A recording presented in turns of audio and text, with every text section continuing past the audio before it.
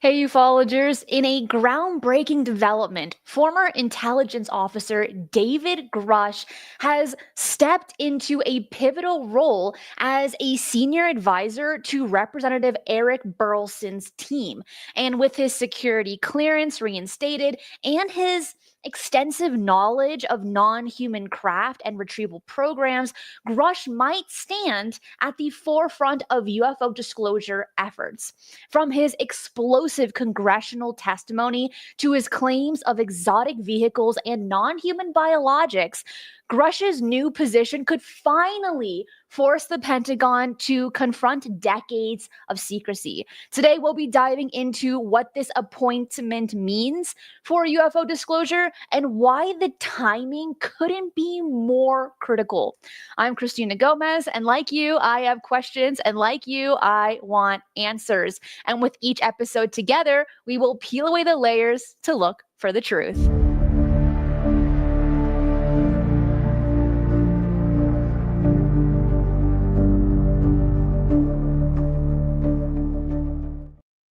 Jimmy, happy Thursday. I know, so quick, right? Man, what are you doing? I'm sipping coffee. I'm getting my head together and just considering the impact of what it is to be a ufologer. Yeah, that's what I'm doing around here. It's That's what I'm doing. official now. It's official. Ufologer. I love it. It's perfect. Absolutely perfect. Now, hello everyone, and great episode today. Great idea. The, because we are live, we can break stuff, right? Like this. Like This is a huge story, and to be able to, going back historically, and what this show is even titled, right? Mysteries with a History. I got it right, by the way. Normally we're going backwards. Right now we're in real time. I mean, this is breaking news. So I don't have to ask my question. Where'd you come up with this week? Cristina, because this is breaking news, like right now. And I don't know how you want to approach this, because there's so much here to talk about and why this is such a big deal. So I'm going to follow your lead and see where you want to start with this, because I have got a ton of things to say. Where do you want to start? I think we should definitely start off with Eric Burlison appointing him as senior advisor for his team. Because it's breaking, that's where we should start. And CR, thank you so much for the super chat. And if you're enjoying the show, hit that like button right down below as well. Hey, and share this video, share this link on your media platform of choice, because as Jimmy had mentioned, this is breaking news. This is also very interesting, and we're seeing this unfold in real time. Is it going to benefit the conversation of UFO disclosure, or will it hinder it? We're going to be covering that here today. And what we know from Eric Burlison as of recently, just in the last few days, he made a public announcement today. There was a press release that is titled Rep. Burlison welcomes former U.S. Air Force officer David Grusch as special advisor. And he's going to be a part of the team for the next 4 months. FYI, the Declassification of Secrets Task Force created by Anna Paulina Luna is only 6 months long. And it started in February, I believe. So the time is racking up very quickly. And just starting off with this time frame, why 4 months? Is that a sufficient amount of time to get stuff done? And Zen brings up a really interesting point in the comments, says, I do wonder about Grusch's 4-month term with Burlison. Is 4 months a congressional or a legal limit for someone like Grusch? Or is it by mutual agreement? Jimmy, what do you think about this? Well, that's a great point, and that's a great place to start, because I was going to bring this up. I'm going to bring it up for a couple of reasons. One, it appears Grusch is an employee. He's getting paid. Okay, he is part of the staff for Burlison, and Burlison had said, this is for my staff. This is for me. Grusch is with me, not with the committee. And right. that it's these are huge points to bring up. And so with an employment situation, what is built around that? What are the qualifications for that? Is it that it's 4 months and that's it? Do they, when I thought about this, do they need 4 months or do they just need 4 days with Grusch? If you know what I mean, get everything out of them that you need. Burlison said a couple of points, and then I want to go back to some of the testimony, of course, from Grusch and why this is so important. Burlison said, I need to know what questions to ask. That was a great thing to mention on News Nation. That was huge. I need to know what to ask. And Burlison said, even though I tried to remain skeptical and objective on the subject, to do my job, I need to know what to ask because I am not an expert. I need to bring in the expert. And these are his words, right? And that's some great humility right there as well, just to state out loud, I like this topic, but I don't know enough about it. Absolutely. And Burlison again made another point. We have so much to discuss. There's so much to unpack with what Burlison just and the press release today. But Burlison said, look, it comes down to his testimony that I listened to and started to unravel all of that. But going beyond that, again, these are Burlison's words. It's his qualifications. It's his work background. It's extraordinary. He's been totally vetted, and I have to admire his background and the respect that he has from everybody that has worked with him. That's very, very important, where Burlison is immediately out front putting Grusch's qualifications and CV and history right out there in front. That is what is most important, is that I have somebody here that is credible, that we respect. And that's what he put on David Grusch, somebody that said little green men and flying saucers. That's a big deal. It is, and it's because of Grusch that we now use in our vocabulary non-human biologics. Michael, thank you so much for the super chat. I don't know who Crust is, but I know you're not referring to myself. And Jimmy, love you both. Will you be covering the news on the pyramids in the future? Jimmy, I think you covered that, right? That's not to get too sideways here. It's a big story. It's gone viral. What has been deduced from the data that has been presented is one thing. And then we have the theories and fantasy that I have of what this could be, because it could be anything and your mind just goes. So I have the feeling we're going to be covering this for quite a while. We're talking about the pyramids and the structures that have possibly been discovered underneath it with SAR radar technology. Okay, moving on, back to Grusch. Okay, well, I want to mention this. It was because of Burlison that Grusch got his clearance reinstated. And this was kind of brushed by the media to the point that I forgot. But it took place in November of 2023. So right after the congressional hearing in July of 2023, he did not have his clearance. Burlison really tried pushing for it, and he ended up getting it reinstated. Now, the question is, how long will it be reinstated for? Is it that 4-month period that he's a part of the team is when his clearance is going to end? You know, there are so many gaps right there. And also what's shocking is that right after the congressional hearing, Grusch practically disappeared from the media. He did an interview here and there. He's on the news just barely, like once or twice. His his conference at the SALT conference, his speech was canceled last minute last year. And so, like, we haven't really seen him until Eric drops the bomb and says he's a part of my team and he's a senior advisor.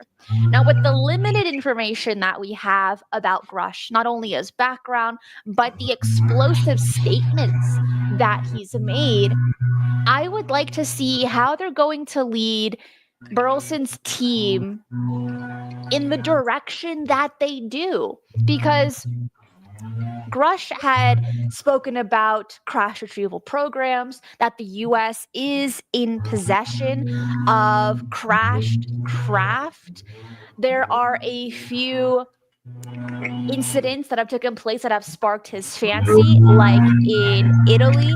Then, of course, you have Roswell, and then you have the Maelstrom Air Force Base incident, just to name a few things that he has stated. Also, the injuries that people have encountered attempting to interact with debris or crashed craft as well.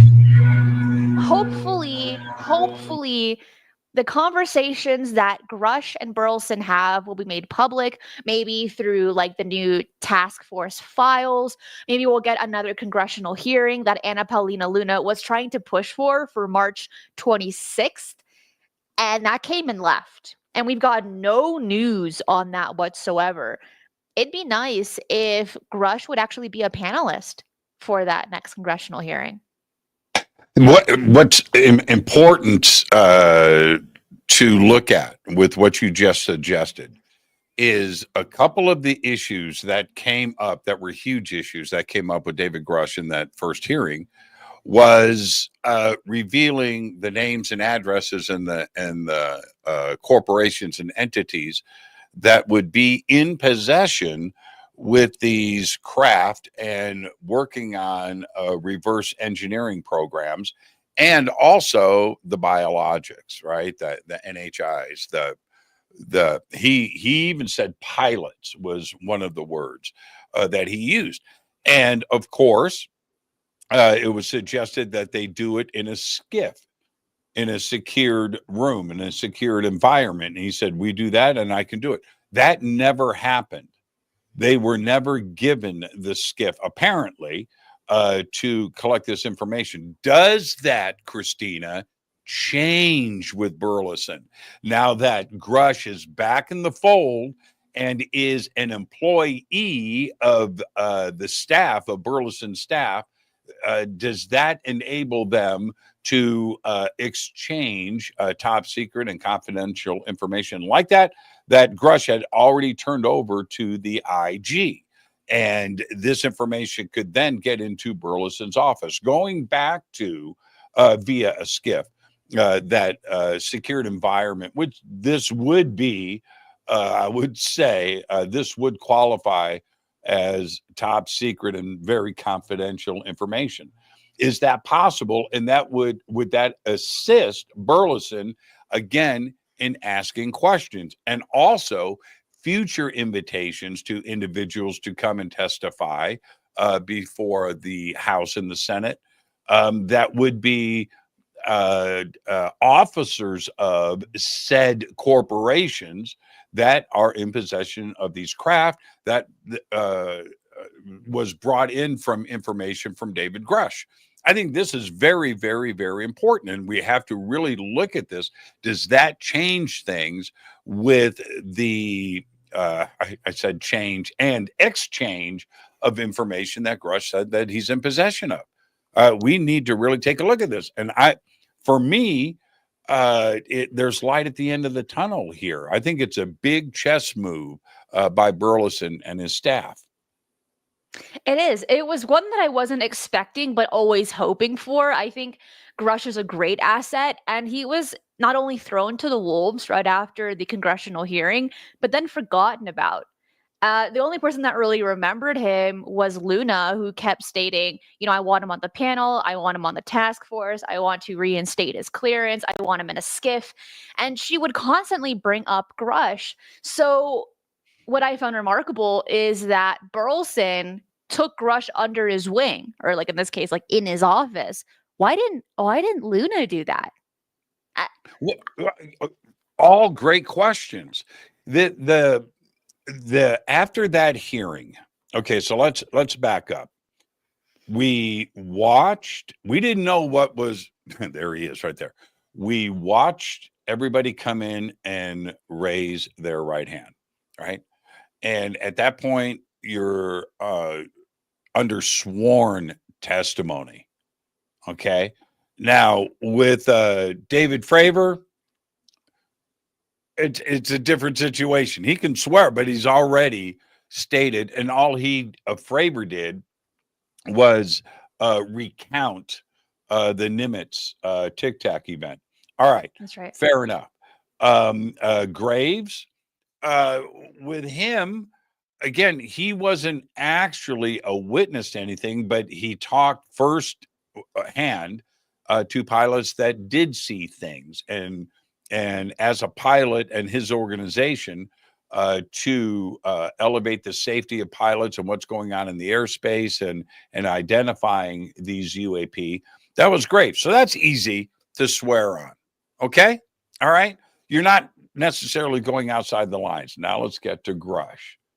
Grusch literally said to those elected officials that the United States government is in possession of flying saucers and is actively reverse engineering that technology. When pushed further on that issue, what about who was flying them? Grusch said, well, we have the pilots too. And that is extraordinary to be under oath. Now, with Burlison today, how do you take this a step further and increase the scope of this investigation? You know what you do? You take that guy. You take David Grusch, who had the courage to come in with his background and everything else, to come in, raise his right hand, and say these extraordinary things that nobody has ever heard before, let alone in a House chamber under oath. Cristina, this is a big deal. So what do? You bring him on the team. You bring him on the team. Burlison is absolutely right. The things that David Grusch said, nobody was prepared for, including the public and the media. These were extraordinary things. So where can Grusch help Burlison not only look in certain directions, but ask very direct questions for very specific answers? That's what you do. You bring in David Grusch. The play has been made. These are exciting times. They are. And the most important thing about these questions that Grusch might end up giving the team is asking the right questions, the properly worded questions, because those on the other end, that have the knowledge to give those answers, they're going to be doing sentence word jujitsu, right? That they're going to finagle their way out of giving a proper answer. But with Grusch, knowing what he does from our limited knowledge, he can hopefully lead the team into the right direction of, you need to ask the question exactly like this, that there is no wiggle room to give a non-direct answer. And in June of 2023, in an interview with News Nation, he stated that the US possesses quite a number of non-human vehicles, potentially originating from extra dimensions rather than necessarily extraterrestrial sources. So I would say in the last few years, really, the idea of interdimensionals has become a lot more prevalent than the terrestrial idea that what these UFOs that are being seen are nuts and bolts. They're coming from a different planet and they are traversing here maybe through their very unique technology using exotic matter, opening portals and things like this. But he's stating, maybe they're interdimensional. But He had also stated that despite never personally witnessing non-human intelligence, Grusch maintains that he is convinced by testimony from credible witnesses, because he interviewed in a 4-year period, he interviewed about 40 witnesses that had been in close proximity to Kraft, heard some very strange stories. And one part that really throws people off about Grusch were the statements made by Dr. Sean Kirkpatrick before he resigned and passed the baton to Dr. John Kozlowski. And they had two very opposing statements where Arrow said, we tried contacting him. He stood us up. He didn't want to talk to Arrow. And then Grusch, on the other hand, under oath during the congressional hearing, states, Arrow has my phone number. They have my email. They never wanted to contact me. They never really took me seriously. And in this case, who do you believe? Because it's really just he said, she said, right? No, There have been no. Let me paperwork that stop was you, released. Christina. Let me stop you right there. If Grusch says something to somebody, that leaves it open for them to do something about it or to react. It's easier on the end to say, I didn't know. I didn't talk to him. Okay. So no, they don't want to hear what is because then they have to turn around. Did you go? Did you talk to this person? He gave you these names, and you need to be able to, if you want to protect yourself from getting in deeper, you are going to say, no, never, no, didn't talk to him. And that's a very important point. And the other thing, probably taking things a huge step further, it's one thing to talk about witnesses that you've interviewed. What evidence is Grusch in possession of? That's Okay. what we want to What can know. he turn when you are steering questions in the right directions, like you said, laser pointed on specific answers, before you ask those questions, you need to back up for yourself, for the future, what these questions are based on. So is Grusch handing over evidence to Burlison's office?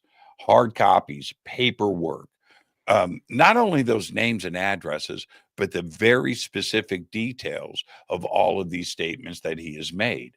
Is that now in Burlison's office? That's a big deal. You have to have confidence when you're asking these questions. You can't just go in willy-nilly and go, okay, let's talk about the little green men. No, it doesn't work that way, right? So what is it that Grusch, not only Burlison's words to help with asking the right questions, but you need to support those questions so later you're not questioned on it, that you didn't know what you were talking about. You didn't have any basis for asking these questions. Yeah, we did. And here it is right here. This is what we got from David Grusch. And I'll say it again, that's what he brings to the table. Well, from what we know so far, Grush has not been part of a skiff. So passing that kind of data over from our limited knowledge, that would have to happen in a skiff. Like you would think so, just because Grush and those around him have been so tight-lipped, where it's been shown on a public level that whatever Grush wants to say has to be done behind closed doors. And no one has guaranteed him a skiff that we know of. It might have happened behind the scenes and it wasn't made public. Okay, like that's definitely a possibility. But the things that you had mentioned about passing over the paperwork, the data, the evidence, make that public. Hand the goods over, because he had mentioned the existence of a multi-decade program involving specific corporations and funding misappropriations. And then he even described recovered materials as possessing unusual properties, including anomalous isotopic ratios and heavy atomic metals as well. And Grusch has also noted that workers involved handling these materials have suffered injuries due to nuclear, radiological, and biological risks, expressing his belief that academic research could benefit from access to these materials. And that would be nice to have on paper, to find the paperwork, to find the medical records, to see the isotopic numbers, to give us an understanding of what are these people really dealing with. I mean, for myself personally, I want to see the medical records. Like, that's a really fascinating part, right? And so he's making all of these big claims with nothing backing it up. Now, could that change in the next 4 months? That time frame, I feel like, is just so limited. The way that, for instance, FOIA reports work, they take forever. The Pentagon is usually moving at snail mail pace. It's horrible. And is that by design, to slow it down? Now that we know that he's on a time crunch, people that don't want this information to come out, I can assume here, will make it as difficult for him as possible so that he does not get any information until the deadline is over. Now, all great points. Here's my Pandora's box. Not only with that deadline, if I was Burlison, I wouldn't have announced this until April 2nd. Okay? Why do you say that? Let's hear it. Because Burlison announced that Grusch will be joining us April 1st. He's not on the team yet. He's joining April 1st. You make that announcement on April 2nd. Yesterday, David Grusch became a part of our staff. Now we have 3 or 4. Today's the 27th. Today's Thursday. So we have, and the press release came out today. So we have Thursday, Friday, Saturday, Sunday, Monday, 5 days for reaction. 5 days for somebody to run interference. 5 days to stop this. 5 days for something, some interference and something to come in between. You know, for us in this community and myself, we're jumping up and down and yelling touchdown, right? That this is great. And it is. I would have waited to make this announcement. I would have waited until pen was to paper, everything was official. And what about protections and other things? Right now, Grusch is still technically private citizen, right? I would have waited. You don't want to. There are too many people, Cristina, that don't want this to happen. Let's be honest, right? And will do everything that they can now that they know what the play is to run interference and to shut this down. I would have made the announcement on the 2nd. I wouldn't have even done it on the 1st. I would have done it on the 2nd. We would have enjoyed it just as much then as we are today. It's just that there's too many opposite forces in play here that I can tell you. Unless, Jimmy, it was by design to Well, see we who's always hiding have in to the consider. shadows. Sure, right? sure. Pull them out early. Yeah. It's 3D chess for sure. I have no idea the complexity of politics in Washington, D.C. Just to get stop signs in your neighborhood. You know, what do you have to go through and the red tape, right? And then you get into something like this. You are making moves because you have to be 3, 4, 5 steps ahead of everybody else that's out there all the time, all day long. Absolutely. So one would ask, if you go that route, was it by design? Well, then if it was by design, then there's something that motivated that. There was some instigator, or some progenitor behind that. And then you have to flip it back to your side, right? So suddenly You know, you're always looking 3, 4, 5 moves ahead, right? Me, I'd have kept it simple. I'd have made this announcement on April 2nd to keep the complexities out of play. That's my thing. But I don't know about everything else that is going on. It's complex. Complex by design. Okay, let me throw that at you. If you say, what if it's by design? What would be the mitigating factor? What would be that thing that would force them or have them want to make this announcement 5 days before it's official? It's kind of like when in those TV shows, in those kind of like child movies where they place a dummy in the window that's meant to look like the person being persecuted, right? And then the bad guy breaks through the window and hurts the dummy. And then turns out there's cameras everywhere. They're like, haha, gotcha, right?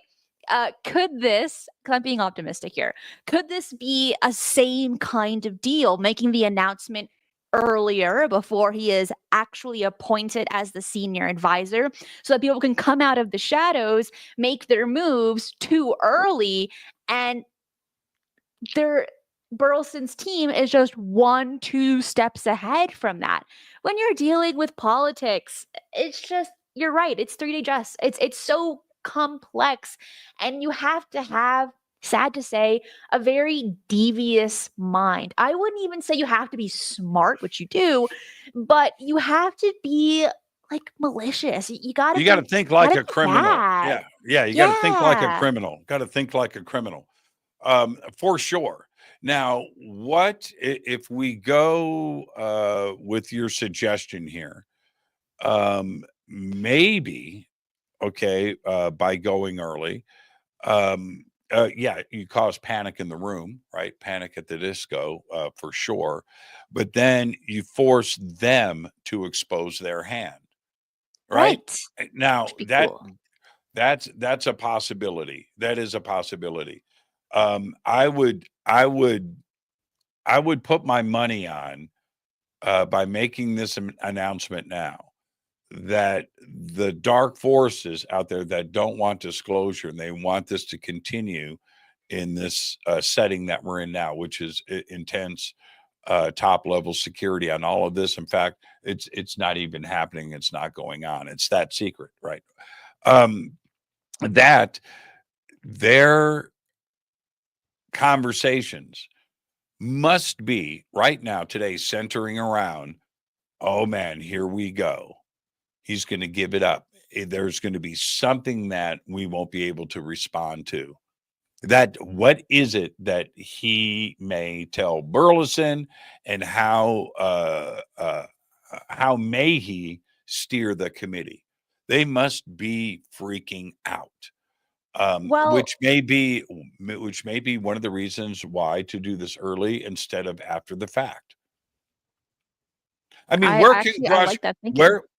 where can Grush go that he already hasn't? And I would say there's a lot left on the table that Grush hasn't spoken about. You know, he covered a few very amazing, huge, world-changing things, right? Right. We've got flying saucers and we've got the pilots who flew them. That's the craziest thing that anybody has ever said in the history of mankind. I mean, it's that big. What could be bigger, Christina? What could be bigger than that? Well, if somebody can make those statements and say those things, I would say they know a lot. Now, does David Grusch know the secrets? No, he does not. He does not. Has David Grusch been in a hangar or a research facility and went up and touched a craft? No, he hasn't. Has he interviewed E.T.? Has he? Has he seen a frozen body in a test tube? Has he? Has he? No, no, he's not one of them. Why? Because we know his name. We talk about that a lot, right?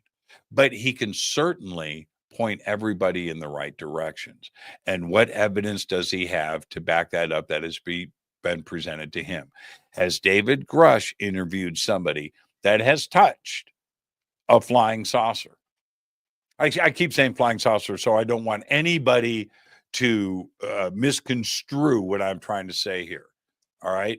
I do want to get back to your point about interdimensional, because I think that's a very, very, very important point these days, because we don't know everything.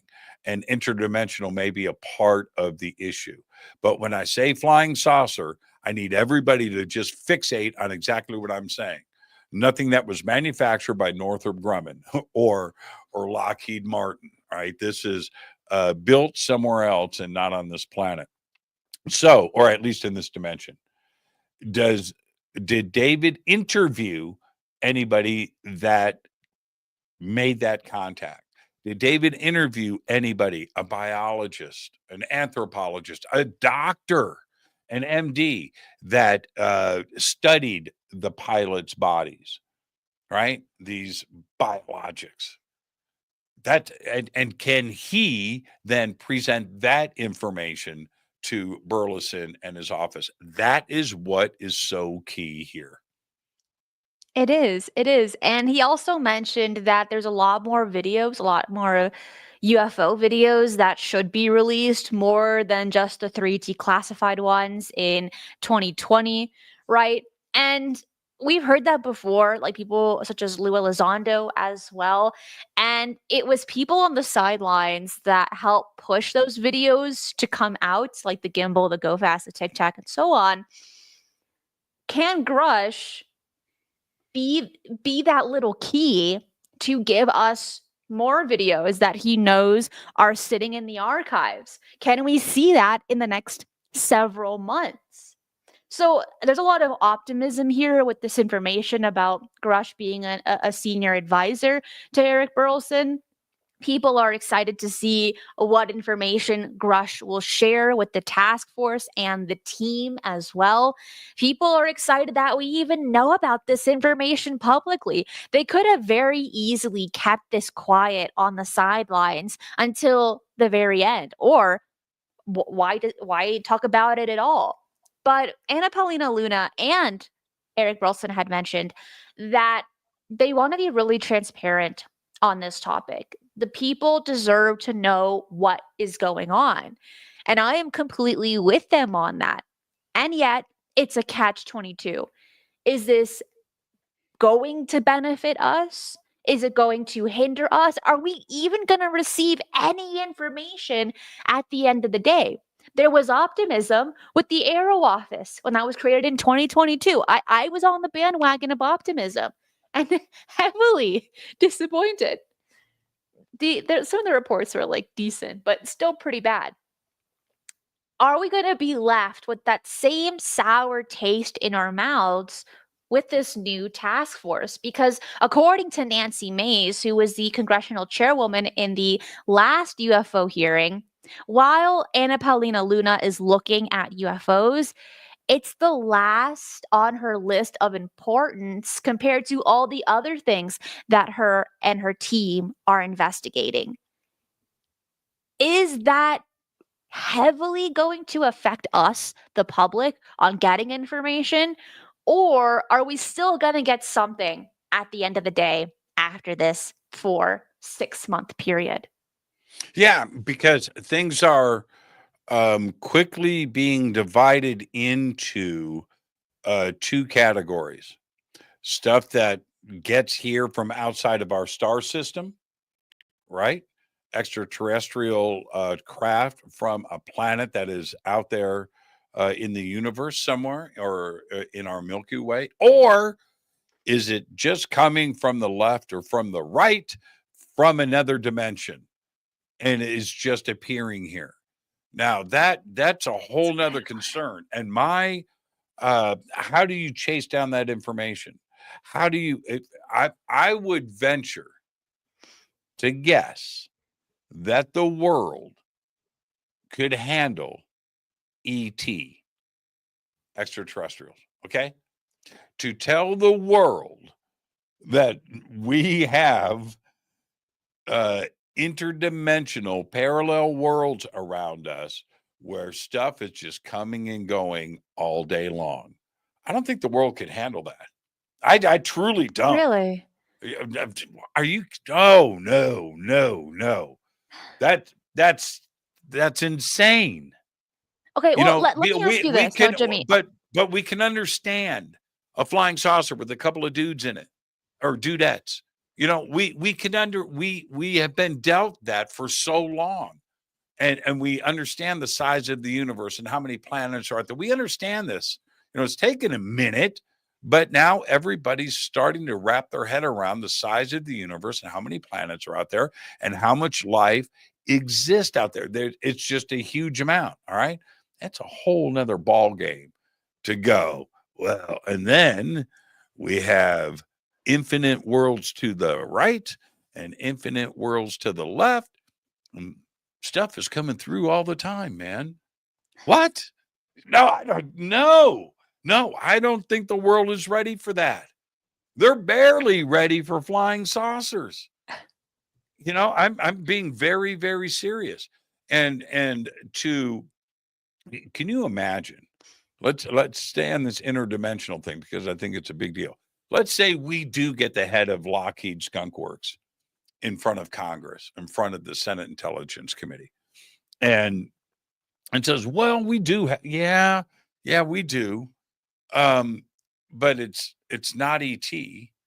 No, no, actually, it's a different version. It's Earth 2.1." 15 dimensions to the right that came through and got stuck here. So we've got that craft. You got the what, sir? Can you explain that again? Nobody, that's a whole nother thing to chew on. And I have difficulty with that.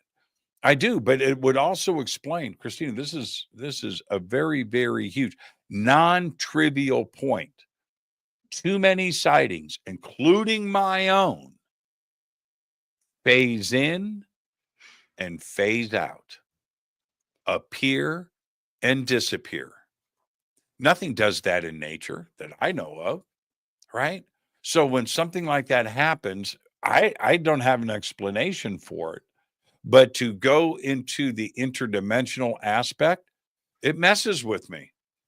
It messes with Well, me. I understand some metallic thing flying across space, entering our atmosphere, crash landing. You know, yes. All right. I get it. I get it. Interdimensional. Ooh, man, that opens up so much more. It does for me and for everybody else. It's a big deal. It's non trivial. well, let me ask you this. I want to ask this to you, Jimmy, and to everyone watching this live or after the fact. And that is pick one out of these two options. Would it be harder to understand, to rationalize interdimensionals coming to Earth or that they've always been here? Which one do you Always been think would here. mess with people more? Always been here. Always been here. You know why? I'll give you an Tell me. example. You people's are still dealing with ghosts, right? Right? Ghost, spirits, loved ones, life after death. We're still dealing with all of these things and acceptance of that, which also could be ET, right? So you throw in this interdimension. No, that is a question that has been out there forever and nobody wants to touch it. That's about as taboo as it gets. All right. Now, ET being here forever, how many episodes of Ancient Aliens does one need to watch? I think that has been out there forever. Eric Von Daniken, the ideas behind this are as old as anything else. And there's a lot of evidence to support it. Hasn't been proven, but there's evidence there. You go down that interdimensional road and everything goes crazy.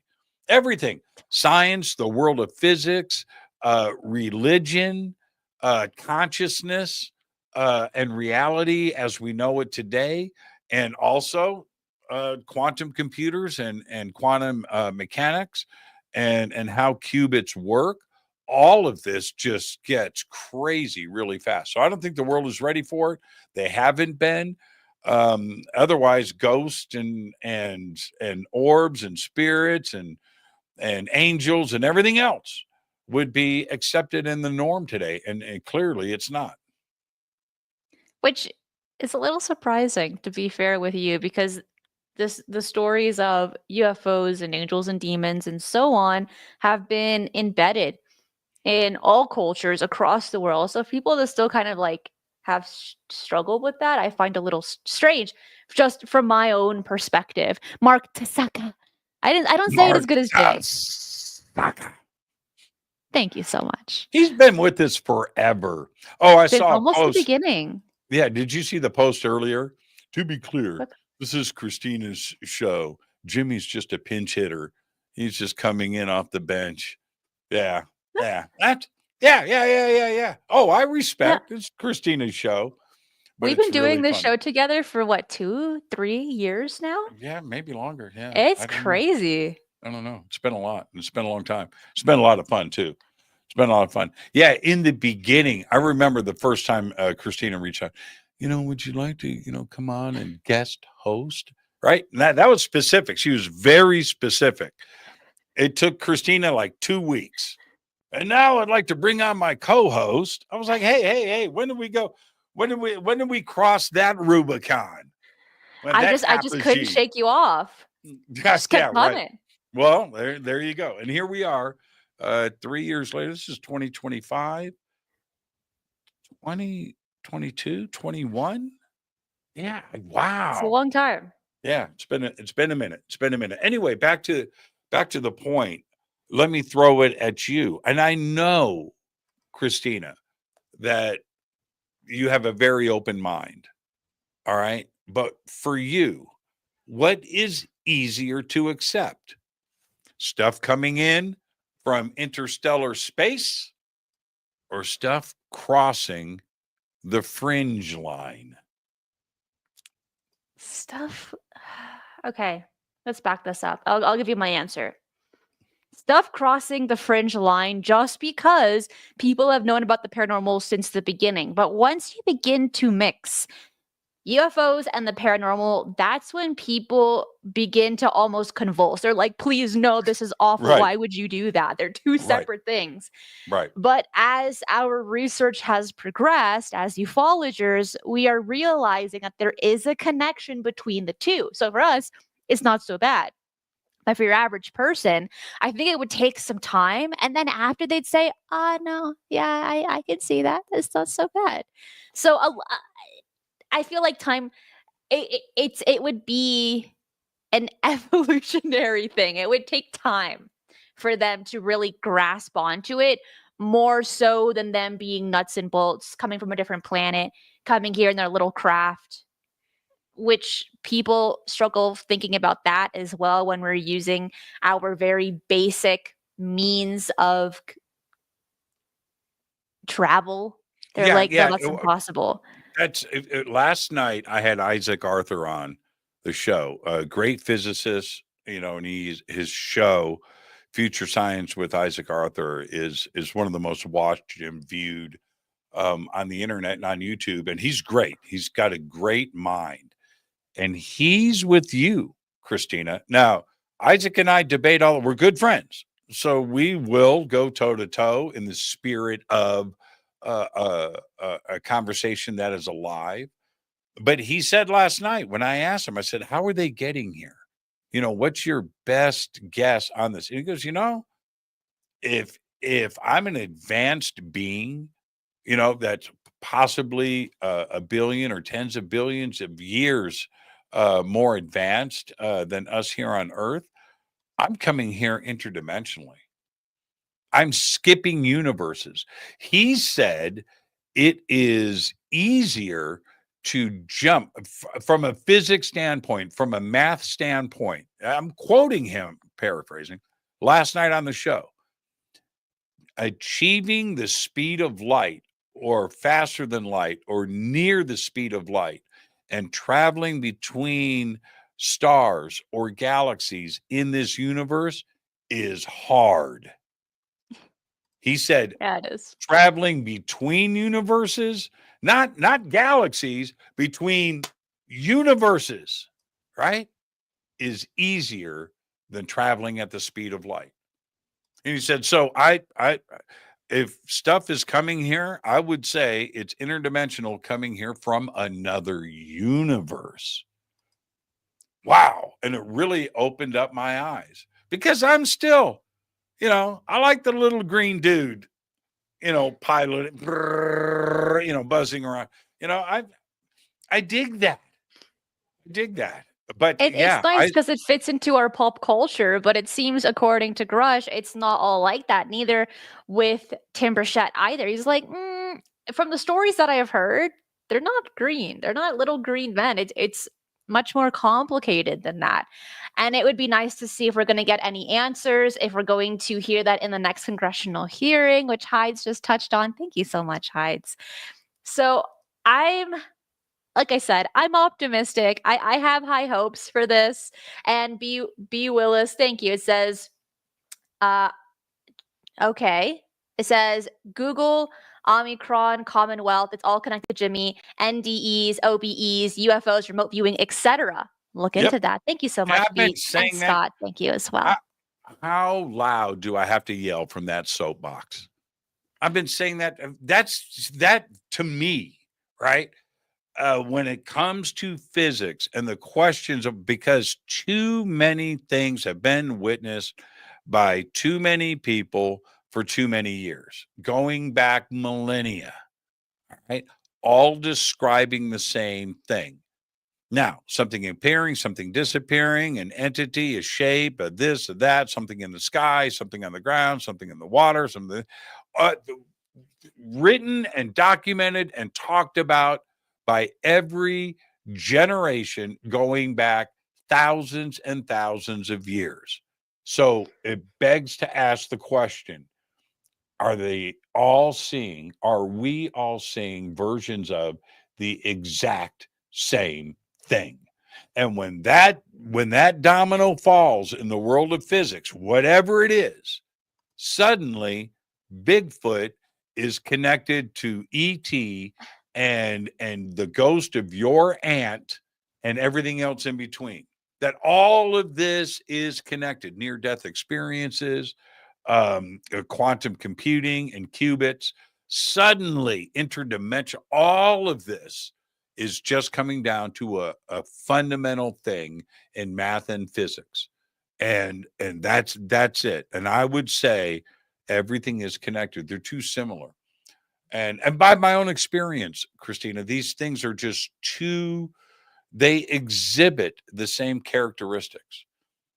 They do. They honestly do. And so could that be it?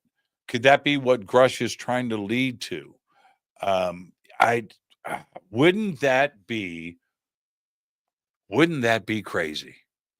Where ET just comes and goes, well, all that stuff you've been seeing, we've been watching you for years. We've been kind of laughing, wondering when you were just going to figure it out that it was all the same stuff.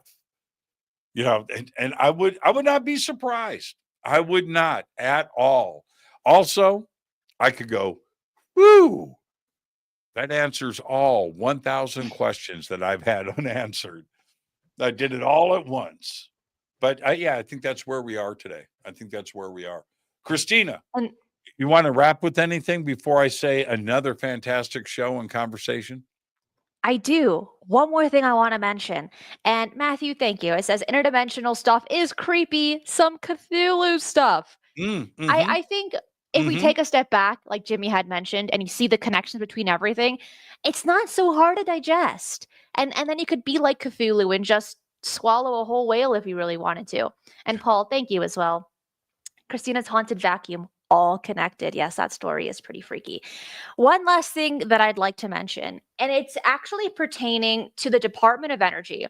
It's one that isn't spoken about enough when people are wanting to get information from certain departments. And it seems like the DOE might have some of the most interesting answers, if we could ever get those kinds of answers. From what we know from last year, during a DOE congressional hearing, it was just about energy, like as it's supposed to be, right? But Anna Paulina Luna was a part of that hearing, and she brought up UFOs. She says, well, is there a protocol for when you see UFOs hovering over your nuclear facilities? And the secretary said, I don't know what you're talking about. And then Paulina Luna goes into more detail of UFOs, not drones, UFOs. Like, what's the protocol? And the secretary said, I can answer that in a closed setting. The reason to why I'm bringing this up now is I actually got a very interesting email yesterday of someone telling me that, like, this conversation about Grusch is very interesting, but sometimes we're putting a little bit too much optimism on the clearances that he has. That only goes so far. You still have to be in the category of the need to know to get certain information out, no matter how high your clearance might be. And then also the conversation about the DOE, because as the clearance status has kind of lapsed, and we're going to see how long he's even going to have it for. The background investigation process alone can stretch a year. Now, when it comes to Jake Barber, who came out to News Nation not too long ago about egg-shaped craft, right? There wasn't a background investigation on him, but created or investigated by the Pentagon. Anna Paulina Luna wanted to do that, and they are in the process of doing that now. With Grusch, we're also kind of getting that same thing. But the DOE operates under its own classification system, separate from standard military and intelligence frameworks, making oversight significantly more difficult than any other federal agencies. That's why we almost never hear about the DOE when it comes to UFOs, maybe for that reason.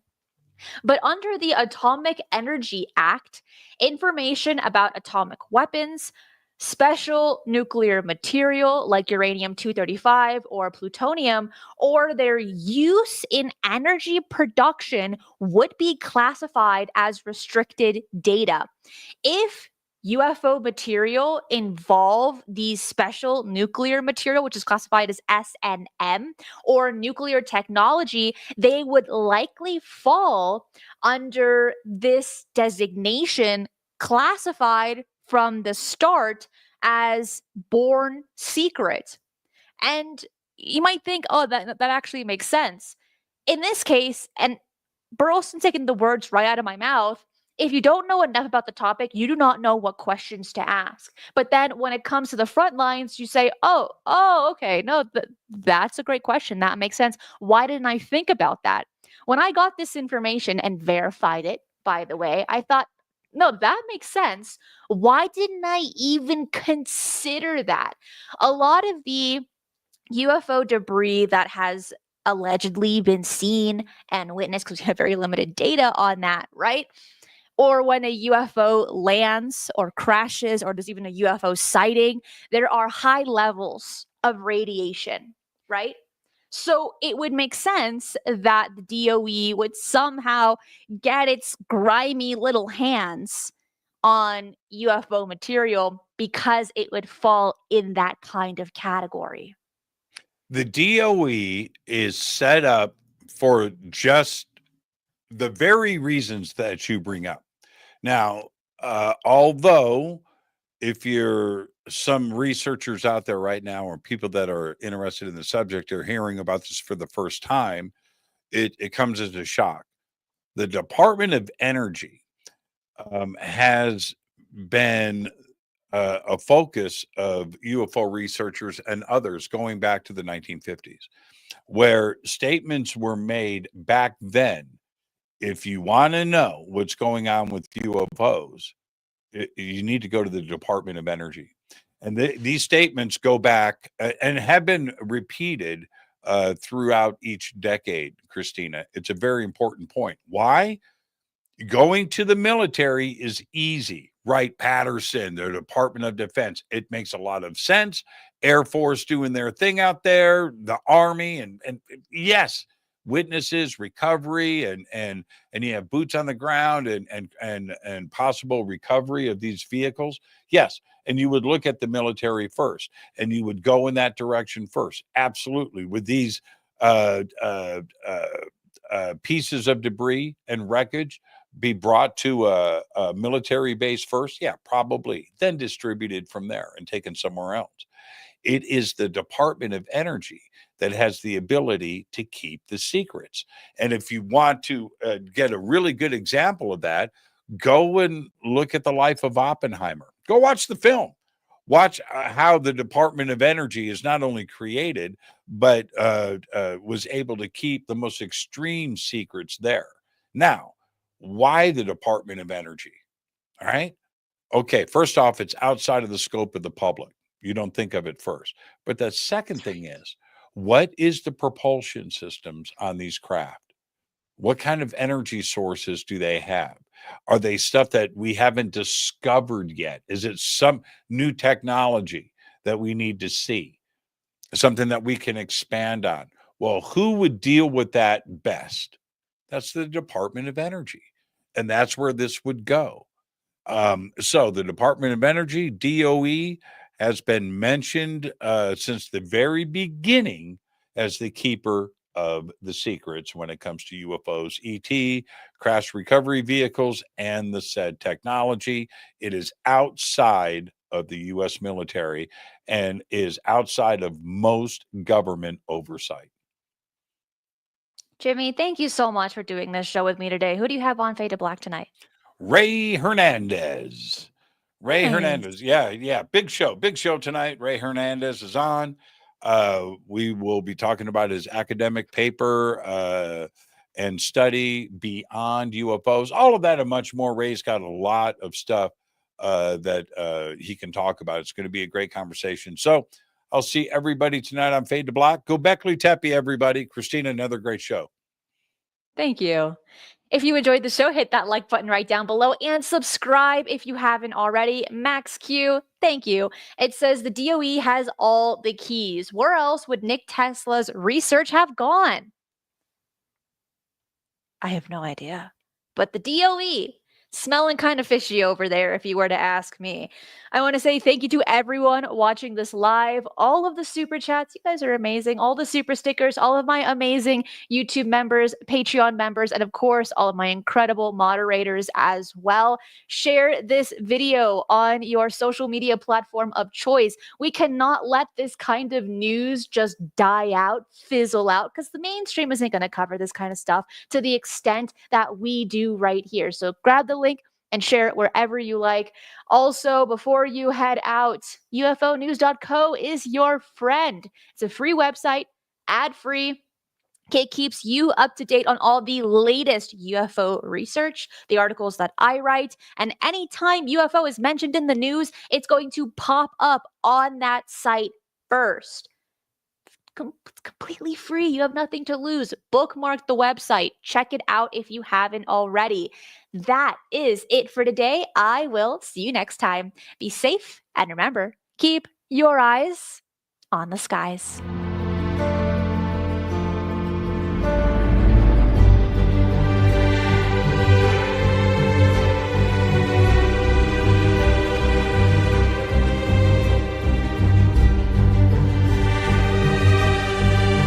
If you enjoy the strange and the mysterious, UFOs, the paranormal, and cryptids, this channel is for you. So make sure to subscribe as I do 3 videos right here every single week, and hit that notification bell so you do not miss any of the bonus content I post right here.